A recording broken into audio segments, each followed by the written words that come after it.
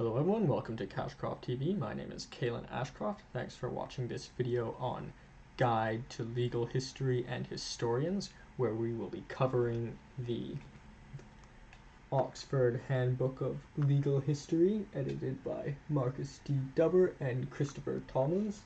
As I mentioned at the start of every video, I reached out to the Oxford University Press and I've been told I can create this video. However, I must tell you that I have not been vetted or endorsed by either the editors or the Oxford University Press. So nonetheless, the style of these videos will be, I'll be comparing two sections and then kind of going through a Plutarch's parallel lines comparison of the writers.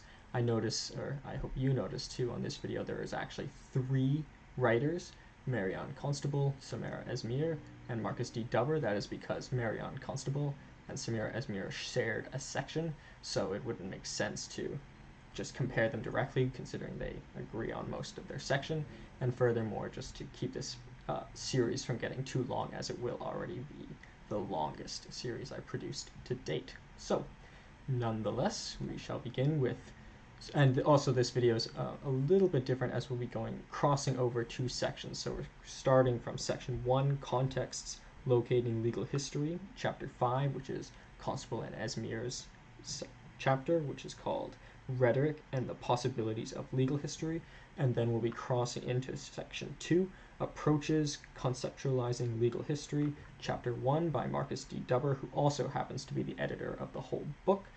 Legal History as Legal Scholarship, Doctrinalism, Interdisciplinarity, and Critical Analysis of Law. So, without further ado, we will begin with a section of Constable and Esmeir. So, a little bit of background about the two authors of this section. So, Marianne Constable, she has a PhD in Jurisprudence and Social Policy from the University of California, Berkeley, as well as a Juris Doctor from the University of California, Berkeley. She is currently a professor at the University of California, Berkeley, and her areas of specialty are legal rhetoric and philosophy, theories of interpretation, social and political thought, Anglo-American legal traditions, and contemporary law and society. Her most recent book is Our Word is Our Bond: How Legal Speech Acts, and published by the Stanford University Press in 2014. And it's focused on legal utterances, forms of law in action, and she is currently working on a new book titled New and Unwritten Law, which covers ostensibly exonerated women who killed their husbands in Chicago a century ago, as a way of exploring rhetoric of law and rhetoric of history. As per the other writer of this section, Samara Esmere, she is an assistant professor at UC Berkeley in the Rhetoric department. She focuses on British rule in Egypt and imperial colonial rule in universal humanity and ways humans become inscribed in the teleology of the modern law.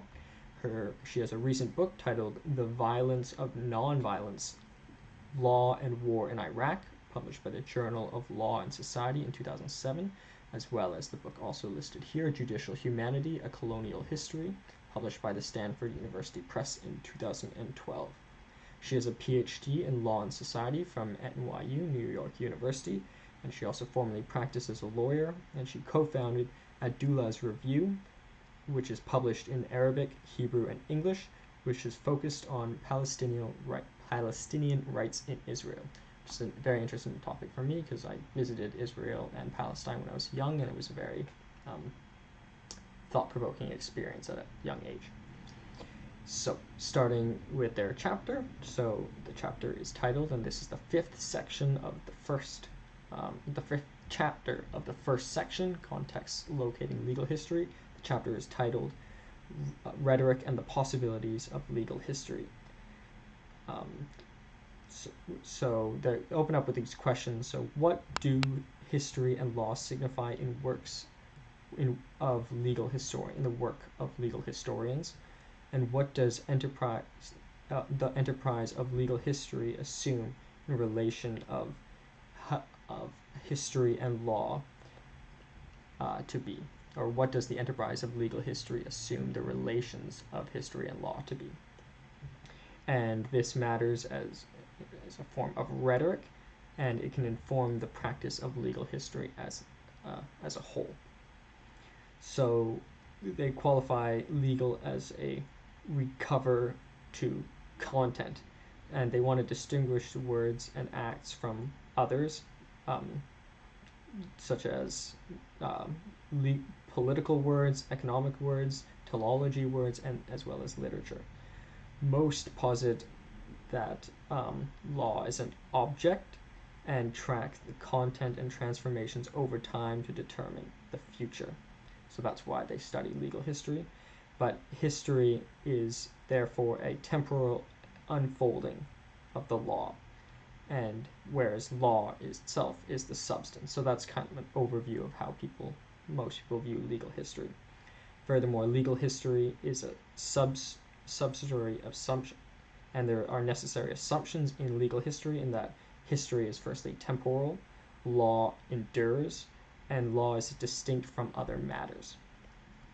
So rhetoric, their form of study, aims to release law from the status as an explicit object of and for history, but paradoxically, in the process, legal history is taken as the object of rhetoric, as we'll see. A legal rhetorician starts with legal texts, but looks to unwritten, forgotten, and neglected laws too, and as well as we'll see, destroyed sources.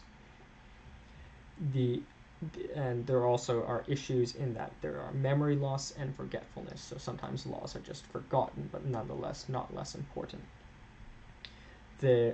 It follows the outline, and what will follow is an outline of their works to show how rhetorically inflected historians may integrate into their work questions about sources and archives, destruction and silence, and the many ways of the many temporalities of the law. So essentially this chapter will give an overview of what it means to be a rhetorician and to apply rhetorical applications or means of research. So their first chapter after the introduction is titled Sources and Archives. So most rely on discrete social or speech acts of formal institutions such as congressional enactments, trial, instruction, verdicts, exonerations, pardons, marriages, contracts from official documents, files, and archives.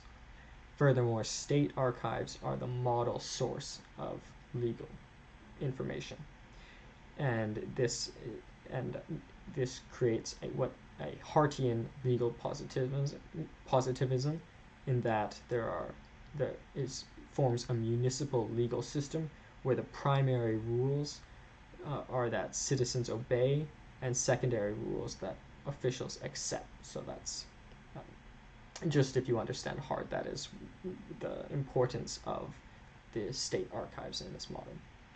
There are furthermore non-verbal and directive and secondary and also non-state writings too that are often seen as less important.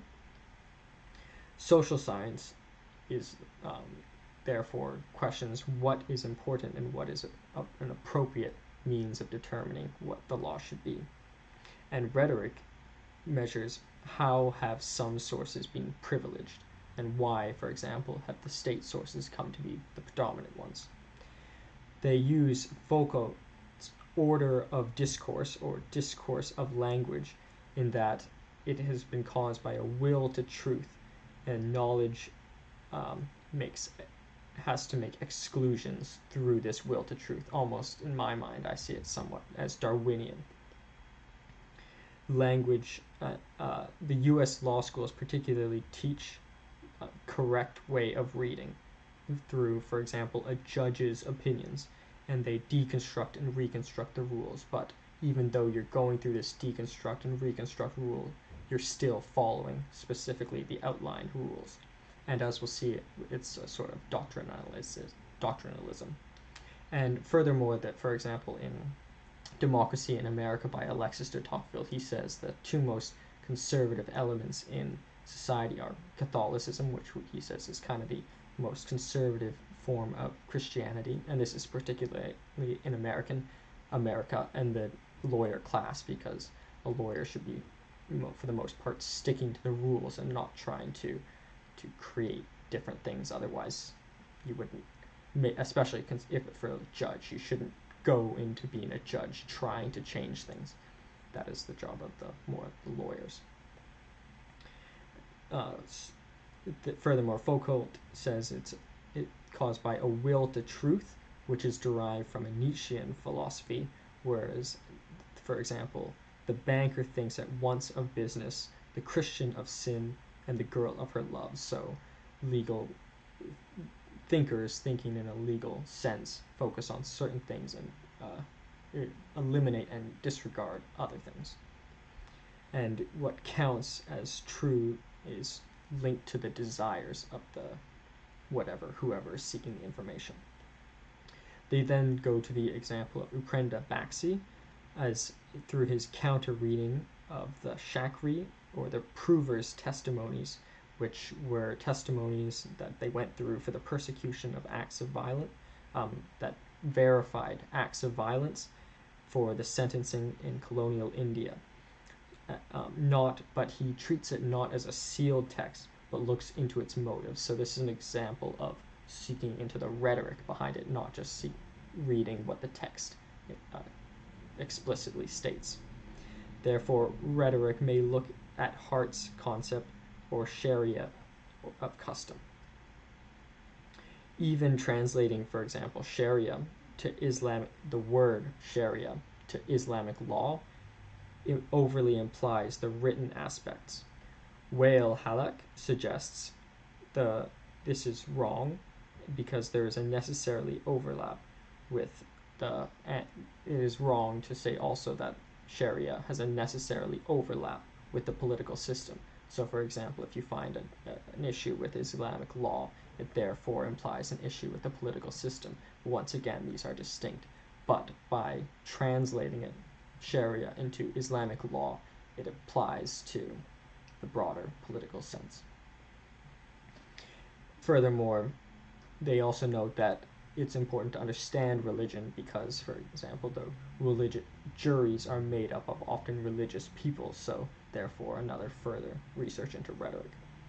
Furthermore, state archives wrongly imply to encompass history because state archives are missing much information.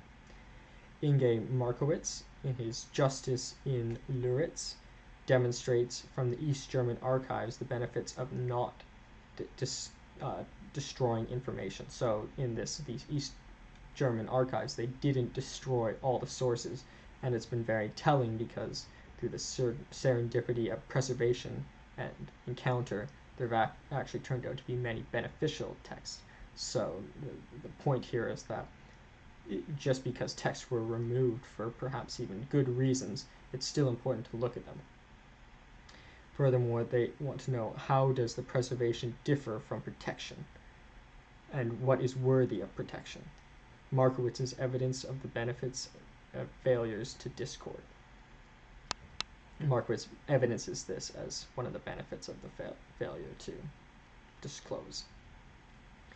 Then they move on to the next section, destruction of silences. So, taking a more specific example. So, many view complete archives as better than incomplete archives, and they conform to modern state laws and try to seek out codification, so try to find a fully all-encompassing archive. But early codes did not even assume completeness. For example, Hammurabi's code was a collection of supplementary judicial decisions, but it was never intended to be an all-encompassing codification. So looking at it with the lens that it is a complete archive would be a wrong approach. But that does not mean that it does not still have benefit. There are many things in Hammurabi's were non-existent. So here are some examples of different ways that things might be neglected. So in Hammurabi's, some things were excluded because they were unnecessary. In early cyber law, some things were just not existent.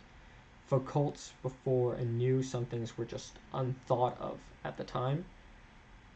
some things were temporarily forgotten but then remembered again. Some things, for example, in legal fiction, were just denied all right. Some things have been, according to Peter Goodrich's Legal Images or Maria Aristodemus on psychoanalysis of law, some things were suppressed through perhaps psychoanalysis or through legal imaging, and sometimes, as we'll discuss below, legal sources have just been destroyed. So in Michael Chowdhury argues in Ibn Arabi's, who was a 12th century Muslim Sufi theologian, that silence related to the ambiguities was a necessary benefit of the Quran. So therefore, to search the Quran beyond the words, because he says the Quran actually has an abundance, is infinite. So to actually study the law through the Quran, you're not looking for what's written, you're looking for what's beyond, if you actually want to understand the Quran, according to these two writers. Furthermore, destruction can be generative, and it can be paradoxically create things more distant as well. Destruction can also, however, stitch the subject-object gap. So the absence of context risks in meaning was so Mark Nitshianian spoke on the Armenian genocide, that because a lot of the history was removed, they remained captive to just naming it as a genocide without really studying the background picture. So without studying the background picture, it can often be wrong to name things or to make any sort of conclusion on what it is even called. And therefore, going back to trying to bridge the subject-to-object gap. So finally, they move to the next section, time and law. So law can be viewed as passing forward and back in time. So a law can be created that can affect the future, or a law can retroactively affect the past as well. But law itself is a historicizing force. For example, if you make a law, it instantly affects the future, and it can also, law can hasten things or retard things. So law is a historicizing force. So moving back to Sharia and common law provide threads to the past, but most positivist jurisprudence textbooks are self-referential, as we noted. Hannah Arendt and Hayden White also are references sources saying that most texts are self-referential. Some laws imply future utopia or a dystopian Cold War, so reading the laws themselves, some might have a positive attitude and some might have a negative attitude. Furthermore, even in the judges currently in positions now are from the older schools. So therefore, there's another passage through time, and that the lawyers represent the older objectives. Jacques Derrida called it the fabulous retroactivity of signing the Declaration of Independence. So what he means here is that when the Declaration of Independence was signed, a lot of the ideas had already existed. So to study just the Declaration of Independence by itself would be to neglect the whole process that led up to it. H.L.A. Hart said that judge rulings are only if new analogous case is pointed out. So only when the judge ruling is made, it's only after the decision or after the society had kind of already established what the law was. So they're also retroactive in that sense. Also, even on the most minute level, in terms of writing, I think of it as passé composé in French, which is like a j'ai mangé, which is I ate, or versus imparfait, which is je mangeais, which I was eating. So even in text, so I was, for example, the country was unhappy until it was hit. It implies that the unhappy was going on for a long time, and then hit was a one-time thing. So even down to the grammatical level, there was also rhetorical implications. So all of these things combined, they say rhetorically oriented historians put these things in the foreground, which is often things that are are often forgotten, and they make explicit and render problematic things. However, it is still important and a necessary form of study. They do not try to reverse history, but they make history the object and law the subject. However, legal history itself is the object, and therefore it has a positivist approach, which is a common theme behind a lot of these legal historians' studies, is that it has to have a positivism, a reason to study it further. So that was their section, and therefore I think, at least I believe, studying rhetoric behind law is very important, and also trying to study the things that were neglected is also a form of rhetoric, which is something I had not necessarily thought of. So that is their section. Here's discussion of the slides. So start with Constable. She's at the institution, University of California, Berkeley, position, professor, research interests, legal rhetoric and philosophy, theories of interpretation, social and political thought, Anglo-American legal traditions, continental philosophy, and contemporary law and society. 2. Esmeir, University of California, Berkeley, is also her institution. She is an assistant professor and co-director of projects of the International Consortium of Critical Theory. Her research interests include legal, social, and political thought, colonial and post-colonial studies, critical theory, law and society, and Middle East studies. Suggested readings: Our Word is Our Bond, How Legal Speech Acts by Constable at the Stanford University Press in 2020, and Judicial Humanity, Colonial History by Esmeir, Stanford University Press 2012.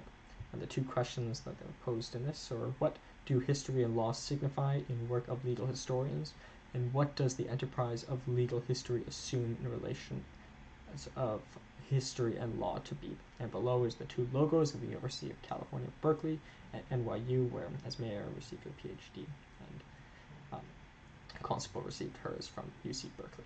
So I think one of the things that might be an emerging theme in these videos is that if you're interested in this form of scholarship, which I think is quite fascinating, I think, for example, the University of California, Berkeley might be someplace that you might consider studying. So, without further ado, moving on to Markus D. Dubber, who, as I mentioned, also happens to be the editor of the textbook as a whole, which I think is quite humble of him to have put his section third, or, well, he's actually the 1, 2, 3, 4. Nonetheless, he doesn't start until the approaches section, so he doesn't put himself first, which I think is humble, but I think also shows evidence of him as a good scholar in that organizing the textbook in the most beneficial way. Same thing could be said for Christopher Tomlins, whose section does not come for quite a bit later as well. But that does not mean this is not an extremely fascinating section. So his section is in part 2. This is Approaches Conceptualizing Legal History, and his chapter is called Legal History as Legal Scholarship, Doctrinalism, Interdisciplinarity, and Critical Analysis of Law. So a little bit about him, although I did discuss this in the first video, I'll reiterate. He went to Albert Schweitzer School in Nürnberg, Weser, Germany, and he graduated high school in 1984. He then continued to Harvard University, where he received his bachelor's AB in philosophy in 1988. Then he received his Juris Doctor from Stanford Law School in 1991, where he was the editor of the Stanford Law Review. He is currently a professor of law and criminology at the University of Toronto Faculty of Law, as well as he is the director of the Center for Ethics and Ethics of AI Lab and Race Ethics and Power Project. So furthermore, he taught for many years at the SUNY, State University of New York, Buffalo, where he launched the Buffalo Criminal Law Center and the Buffalo Criminal Law Review, now the New Criminal Law Review. He was also the founding editor-in-chief of Ethics in Context at Oxford, as well as the Oxford Handbooks Online in the law category, and the critical perspectives on law and crime at Stanford, and the online open access journal, Critical Analysis of Law. She also formed with Simon Stern, who was the covered in the most recent video, or the video prior to this. So his section is in section part 2, as I mentioned, approaches conceptualizing legal history. And the chapter is legal history as legal scholarship, doctrinalism, interdisciplinarity, and critical analysis of law. So he starts off by saying, or in the footnote, he does say, thanks to Alexander von Humboldt Foundation at the Royal Society of Canada and the Social Sciences and Humanity Research Council of Canada, SHRC, it's often called, as well as Klaus Gunther and Tatiana Hornlang for their hospitality, and Simon Stern, who I covered in the previous video, and Christopher Tomlins, who's the other editor of this Oxford Handbook of Legal History, for their comments and encouragement. So he opens up by saying legal history is having a methodological moment, and law and history across, or I'll read it better off the slide. Legal history is having a methodological moment, so is law, and as it turns out, history as well, and not just in one country or legal system, but across common law, the common law civil law divide. So his first section is locate legal history within the enterprise of legal scholarship, where we will outline the approach to legal history that regards legal history analysis as one mode of critical analysis of law, but as we'll see, it's kind of a unifying mode, along with other modes of as well. There are other modes of interdisciplinarity analysis, such as economical, philosophical, social, and literary, etc. So this critical analysis of law approach that he's advocating is one mode, and there are others, however, as we'll see, it is a very important one. And doctrinal analysis is also one, alongside interdisciplinarity. Legal history plays a role in the effort to move away from rhetorically useful but unproductive modern and traditional distinction, and it will help perhaps bridge the common law and civil law divide. It is a mode of jurisprudence, or we can call it a new historical jurisprudence, and rather than a specialty of law and history. So we will start this chapter. We'll start with what he calls an incomplete overview of certain features of large and varied interdisciplinary and international literature, starting with the U.S. He will use the U.S. common law system as an example of the common law countries, and Germany as an example of civil law countries. There will also, they're included because they are considered familiar but imperfect examples. As well, there will also be coverage of Britain, including England and Scotland, as well as France, using the common law and civil law examples, respectively. So, the chapters 1 and 2 will discuss recent developments, namely the U.S. civil law literature and the rediscovery of law as a subject of legal scholarship, and as it moves towards doctrinalism or legal realism in the United States, and in the civil law example, we'll see how it's moving away from doctrine towards interdisciplinarity, and by covering the history of the 2 centuries long legacy of historical jurisprudence.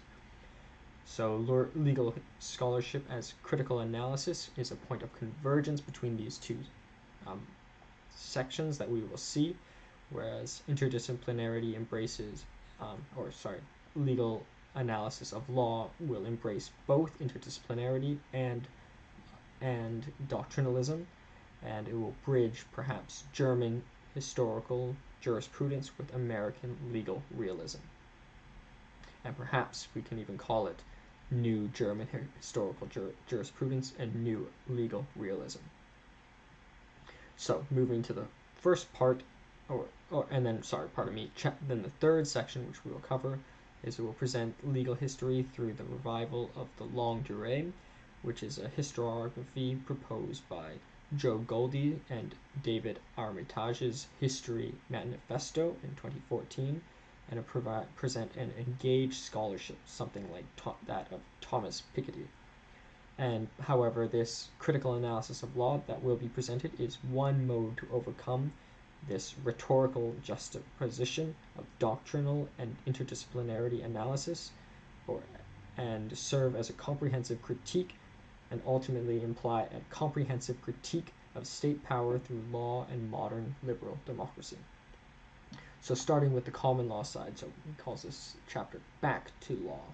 So the U.S. Legal Academy has, everyone is a realist, he says, or almost everyone is a realist, and this has been the case for some time, and this has also been no accident. But however, they have not been conscious of this, but they've perhaps been the cause of trying to break the mold of formalism, but however, they have not been intentionally trying to replace it. Interdisciplinarity is often seen as prestigious in university, he notes, as seen by the number of other graduate degrees in law school faculties. Interdisciplinarity is criticized in the judiciary and executive for the wrong reasons, however, because it in fact brings a benefit interdisciplinarity can bring a potential contribution in the scrutiny of state power through law in the modern liberal democracy, which will all make sense very soon. So this move towards doctrinalism in the common law system can be best elucidated through many schools that are arising, such as the New Legal Realism, the NLR school, the New Doctrinalism school, the ND school, the Reconstructed Legal Realism school, RLR, and furthermore there's also the New Private Law school, or NPL, which are all lie on a spectrum of moving towards doctrinalism, whereas, for example, the NPL attempts to throw interdisciplinarity entirely out the window, whereas the New Legal Realism school, the NLR school, throw off specific aspects of interdisciplinarity approaches, but nonetheless, the common law system seems to be moving towards doctrinalism. For example, at the University of Pennsylvania, they launched a new doctrinalism program alongside the New Law Review, and he says perhaps this is an unpromising parochial start to the framing of a future legal scholarship as an unmodified and globalized American legal realism, perhaps even a hegemony, or the start of a convergence to civil law scholarship. So by making it too doctrinal, it could become sort of a hegemony and avoid all other aspects, or it could be moving towards civil law, as we'll see, which might not necessarily be such a bad thing if we can reconcile it with critical analysis of law. Therefore, he thinks it is better to focus on reflecting on methodology over time rather than episodes of reinvention and taxonomic genealogic squabbles.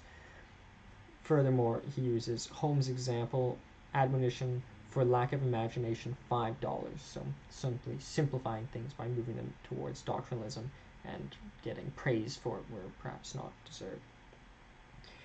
Interdisciplinary jurists, which are law professors, are often reduced to doctrinal sources. So, for example, on a panel, if a legal scholar who's experienced in, let's say, forestry, for example, they are often subjected to doctrinal sources. So they're just asked, what is the law of forestry? What is this? What is that? Rather than focusing perhaps on their specialty on forestry, which is not as doctrinal and the real interdisciplinary aspects. Curiosity, and what brought them there was the curiosity to go beyond boundaries of the law in the first place. So just focusing on the doctrine of the law would be counterintuitive for them. Furthermore, bilateral interdisciplinarity is not necessarily the applying of tools of other disciplines to the law, but the two disciplines or many disciplines should be treated as equals. Doing doctrinal analysis is taking can often be taking doctrinalism too seriously. So you can do doctrinal work, for example, focusing on the specific laws of forestry, but you don't have to take the doctrine too seriously. You can actually focus more on the real merger between the two. And doctrinal analysis is not the only game in town. NLR would be rightly to reject law and economics and rational choice as the lingua franca, or the common language, even if legal were prioritized over non-legal variables. So essentially, although NLR might reject law and economics as the chief way of thinking, or rational choice is the chief way of thinking, it's not because it's not the chief way of thinking, which there are many ways of thinking, so it is not, but they're wrong in that they're focused too much on, or they're right because they're treating it as a doctrine, but they're wrong for their reasoning for that. Therefore, replacing doctrinalism with one mode is also bad. So therefore, you need some interdisciplinarity, and this shift towards doctrinalism seems on face value to be not necessarily too good. On the other hand, he moves to the next section, away from the law, away from doctrinal analysis. And so he notes there are other ways of viewing the law, such as law and economics, sociology, analysis of law, empirical legal studies. Historical analysis is just one of them.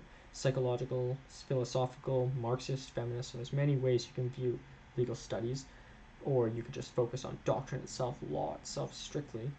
And the U.S. turns to doctrine as the mode and law as the subject, where civil law would began to look beyond the untouched by American realism and have moved, or the American modus operandi, and have moved towards a more interdisciplinary approach.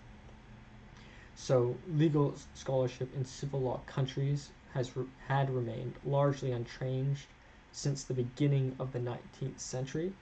Legal science was almost synonymous with legal scholarship.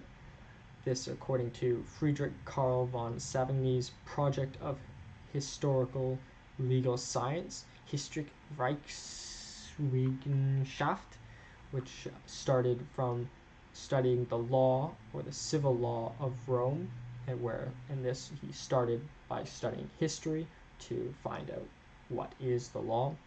But history was necessary to decode the law at this point, from copying, editing, and commenting the law and possession in 1803. So at this point, there was a large component of interdisciplinarity in Germany at the time.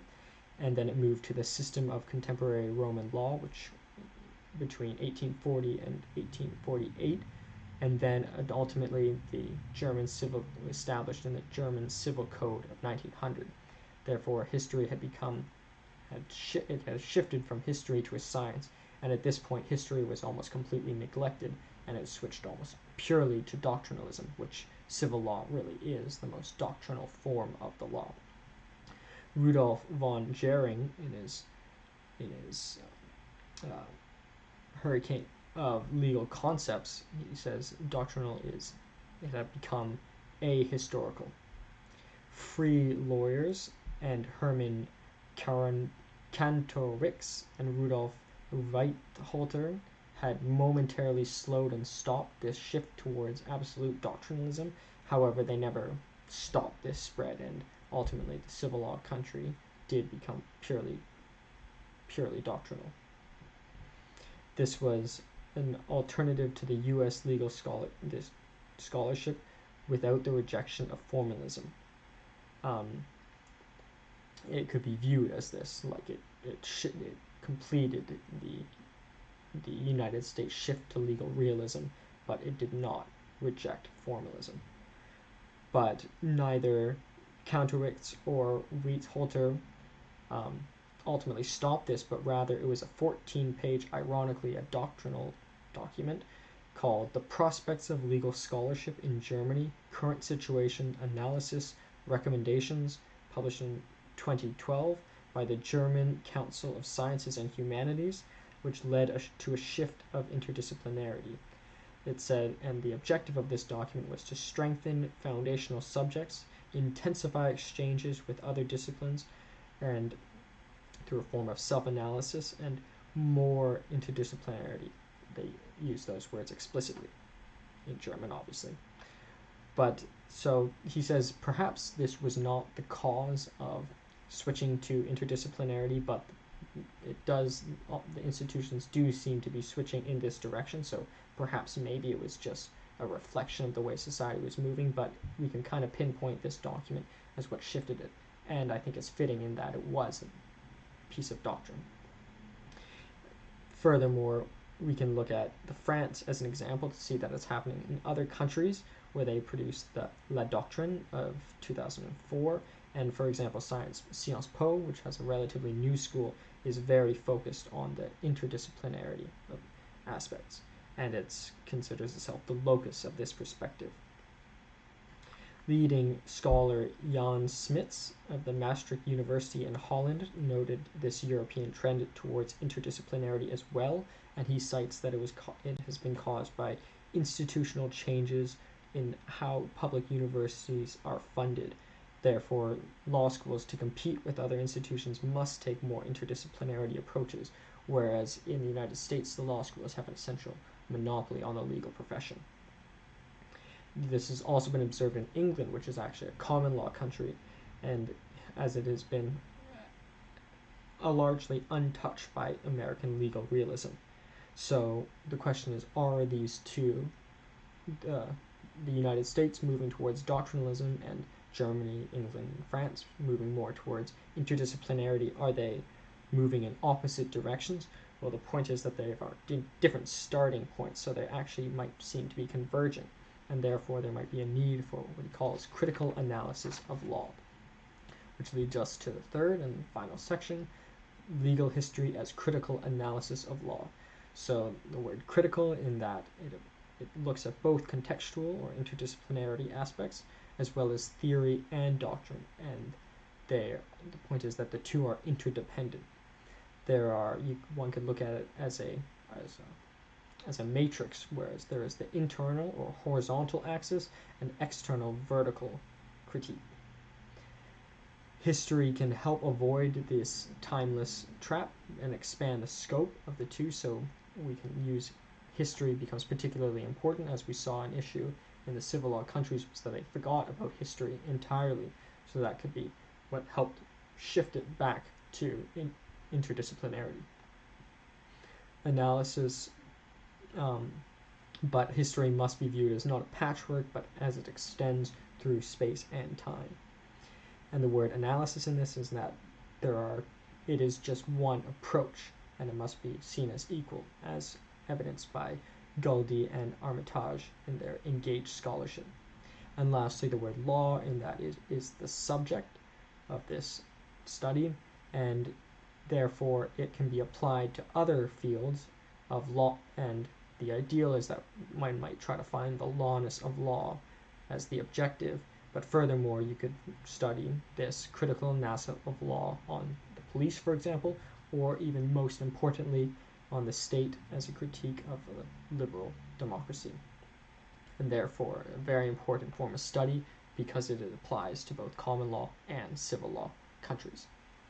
So that is the section by Markus D. Dubber, but it must be noted he is the editor of this, so he had influence on all the chapters and all that will come. So moving to the information on the slide, the quote, legal history is having a methodological moment, so is law, and as it turns out, history as well, and not just in one country or legal system, but across the common law, civil law divide. The logos here, we have University of Toronto, Faculty of Law, where he is currently a professor, Stanford Law School, where he received his Juris Doctor, Harvard University, where he received his Bachelor's of Philosophy, and the University of Buffalo in SUNY, the State University of New York, where he worked for many years and contributed greatly to the institution. Suggested readings, the Oxford Handbook of Ethics and AI, where he's an editor with Frank Pascal and Sunit Das by the Oxford University Press, published in 2020. The Oxford Handbook of Legal History, as we are covering right now. We was an editor with Christopher Tomlins, published by the Oxford University Press in 2018. The Oxford Handbook of European Legal History, where he was an editor with Heikki Filmjamaki and Mark Godfrey, also published by the Oxford University Press in 2018. His current institution is the University of Toronto Faculty of Law, where he is a professor of law and criminology and director for the Center of Ethics. And here in the logo, I like to visualize what he is explaining here, where the common law and civil law are starting at two different points and converging as common law moves towards doctrinalism, or the United States particularly, not necessarily the United Kingdom, and civil law is moving towards interdisciplinarity, and they might merge the two through critical analysis of law. So moving to the comparison in the style of Plutarch's Lives, however, for one section we are comparing Marianne Constable and Samara Esmere, as the chapter implies their ideas collectively, with Markus D. Dubber. So on one hand, they are both obviously fascinated in legal history and offering alternative perspectives to how to view legal history. However, in Markus D. Dubber's chapter, he focuses on civil law and common law systems. However, Marianne Constable and Samara Esmere look at other things, for example, Sharia, and also unspoken legal systems, and, for example, forgotten and destroyed as well, and the rhetoric behind it. So perhaps slightly broader, but I would be interested in how other legal systems that are not common law or civil law are moving in the direction. But I would imagine Markus D. Dubber would agree that they are also probably converging. But therefore, we would need to look at critical analysis of law to determine where the right point of doctrinalism and interdisciplinarity are necessary in those countries as well. They both apply a positivist approach because their legal scholarship has a positive element, leads to more scholarship, or opens up to many things of interest. Whereas I think in reading the two sections, in Constable and Esmeire's section, they had a little bit more of a negative outlook in that there's kind of some wrongdoings going on that might be unavoidable, whereas Markus D. Dubber's chapter seemed a bit more positive in that the two systems are naturally moving together, although there might be a necessary new mode of study. Critical analysis of law, they seem to be moving in a converging direction, which I think would be a good thing, but maybe it would be, maybe convergence isn't necessarily good. But nonetheless, that is this next section of our guide to legal history and historians, covering Marianne Constable and Samara Esmere and Markus D. Dubber. Hope you enjoyed and continue to support. Thank you so much.